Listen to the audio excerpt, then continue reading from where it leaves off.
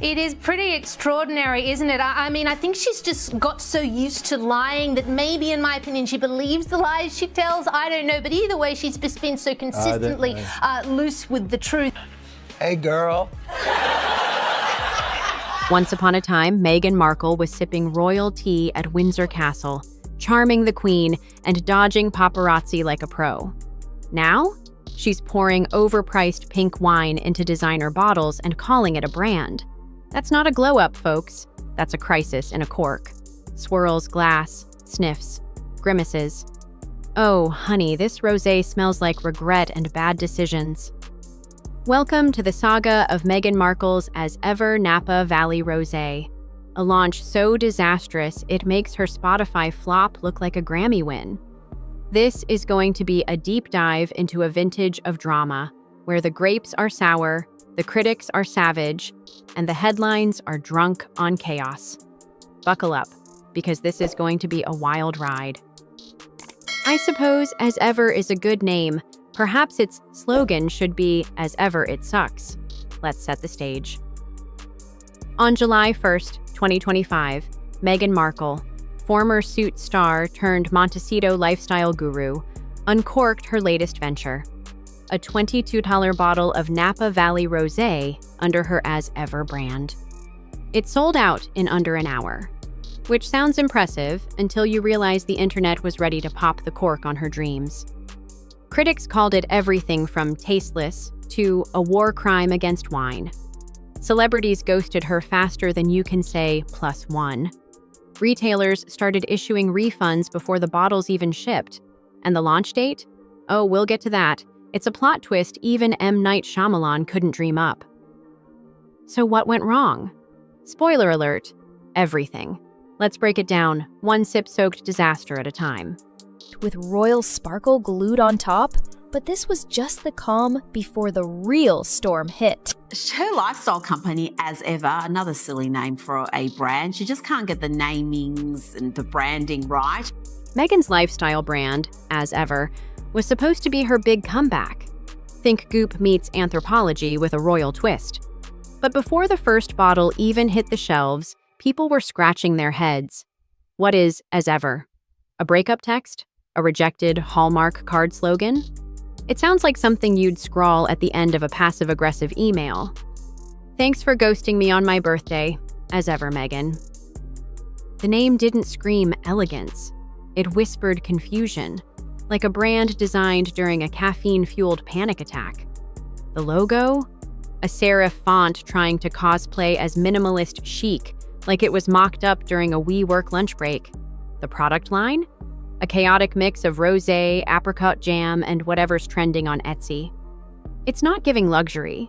It's giving Pinterest mom with a label maker and a dream. Critics couldn't even pin down the vibe. Was this a feminist empowerment thing? A wellness revolution? A cry for help disguised as a wine club? Nobody knew, and honestly, nobody cared. Meghan wasn't just selling wine. She was selling a fantasy. A curated Montecito dream where royal trauma is healed by artisanal condiments and overpriced rosé. But here's the problem. Nobody asked for Meghan's fantasy. They wanted authenticity. Podcast, nobody dies. You can still terrorize people. And no, I do not want to be on it. And what they got was a brand as cohesive as a thrift store clearance bin. Just when we thought Meghan couldn't be more tone-deaf and unaware, she picked the anniversary of Princess Di's death for her As Ever Rose's launch date. Simply amazing, what an epic disaster. Prince William said it made him very sad and angry, but it didn't surprise him. When the rosé finally dropped, it was like someone bottled an influencer's mood board and slapped a $28 price tag on it. Picture Meghan, decked out in gauzy linen, strolling through Napa Valley like she's auditioning for a Nancy Meyers rom-com. The promo photos were so heavily filtered, you could practically smell the Valencia filter. It was the aesthetic equivalent of whispering serenity into a wind chime while burning a $50 candle. But then people actually tasted it. Dramatic pause. Oh boy, the reviews were brutal. Like, cancel the wedding, brutal. One wine critic called it a pinkish placebo with the personality of warm bathwater. Another said it had the aroma of recycled air and the aftertaste of regret. A lifestyle blogger went full savage, declaring, "I've had rosé with more emotional range at a high school prom." Even casual Instagram users got in on the roast, captioning Meghan's glossy promo videos with gems like, "She's selling this like it's going to erase the Oprah interview." TikTok was the real battlefield.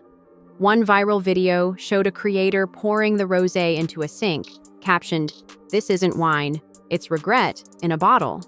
Another user lip-synced, "When you spend $28 and still feel nothing."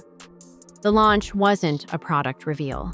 It was a PR stunt dipped in blush tones, and the internet smelled the desperation from a mile away. Just when you thought it couldn't get worse, Jon Stewart entered the chat. On The Daily Show, he bravely, or foolishly, volunteered to taste Meghan's rosé. Picture this. Jon, squinting at the bottle like it's a tax audit, takes a sniff, then a sip, and delivers the line heard round the world. "It tastes like branding, not grapes." Then recovers. The studio audience lost it. Twitter melted down. TikTok churned out edits of Jon gagging like he'd just sampled airport sushi. Meghan Markle, wow. As ever, the relaunch was a bigger disaster than anyone. Normally, when a celeb launches something, their squad floods social media with support. "So proud of you, babe." Buying 10 bottles. Iconic. But when Meghan's rosé dropped, Cricket's Oprah, silent. Serena Williams, not a peep. Ellen, AWOL, Chrissy Teigen, didn't even toss out a pity tweet. It was like everyone RSVP'd hard pass to her launch party and forgot to send flowers. In the influencer world, silence is shade, and this was a blackout. For someone who once hobnobbed with Hollywood's elite, getting ghosted by her own circle was a fall from grace louder than a cork popping at a funeral. Not a single A-lister posted a boomerang clinking glasses or an unboxing video with that signature casual chic vibe. It was as if Meghan's entire celebrity orbit had collectively muted her on WhatsApp. Ouch. The chaos didn't stop at bad reviews. Boutique wine shops started pulling listings like they were dodging a health code violation. Online orders were canceled without warning. Refunds hit inboxes before bottles even shipped. It was like the universe was staging an intervention. "Hey girl, maybe don't do this." Even Meghan's earlier apricot jam rollout, yes, she tried to sell jam too, was suddenly unavailable. The brand sent out vague emails about unexpected demand, but fans weren't buying it. Literally.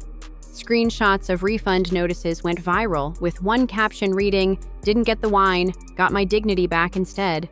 Influencers who'd signed up for paid campaigns started scrubbing posts faster than you can say, "Brand deal gone wrong." Even unpaid posts vanished into the digital void.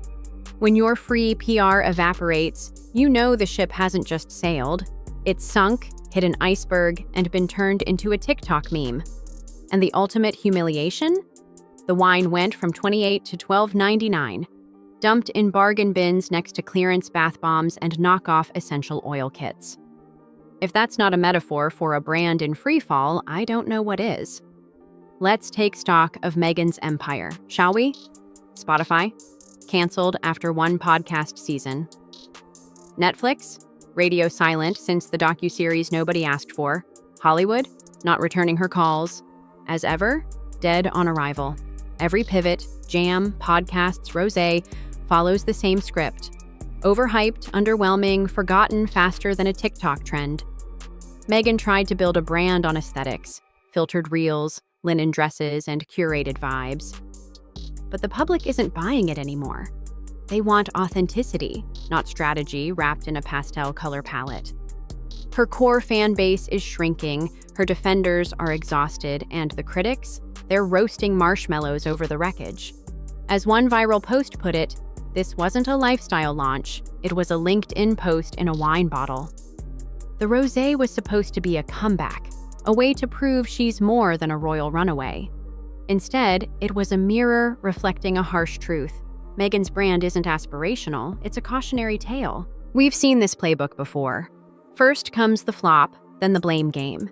It's misogyny, it's racism, it's the toxic media, it's everyone but Meghan. But this time, the excuses aren't landing. Even her loyal fans are going quiet. And the "they never gave her a chance" line sounds like a broken record played at a funeral. Public sympathy? It's running on fumes. At some point, you have to ask, why does every project crash and burn? Why do her friends keep disappearing? Why is every launch met with eye rolls and refunds? The answer isn't a conspiracy, it's simpler. Meghan built an empire on the narrative of being misunderstood. But with every new scandal, the truth gets clearer. She's not misunderstood. She's just out of touch, chasing a version of herself the world stopped believing in years ago. So, let's raise a glass, or maybe not. Actually, let's make that a definitely not to Meghan Markle's as ever rosé. A bottle of wishful thinking that crashed harder than a royal carriage in a rom-com. She poured millions into branding, but forgot the one ingredient that matters: substance. Jon Stewart shredded it in 30 seconds. Her celebrity squad ghosted her. Retailers bailed faster than you can say clearance rack. And launching on Princess Diana's birthday? That wasn't bold, it was reckless. A PR misstep so tone-deaf it deserves its own Netflix docuseries. This wasn't just a wine flop. It was a career-altering collapse. As ever wasn't a brand, it was a mirror, reflecting desperation, strategy, and a fading star clinging to relevance like it's a life raft. If Meghan wants a second act, she'll need more than pretty bottles and Instagram reels. What's next? Is she going to come out with her own brand of tequila? I don't even want to know what that'd be called. No, she'll need something she's dodged for years: the truth. Until then, I'll stick to my $10 grocery store box of rosé. At least it knows what it is. Cheers, everyone! Thanks for watching. If you liked the video, please like and subscribe. We hope to see you again soon.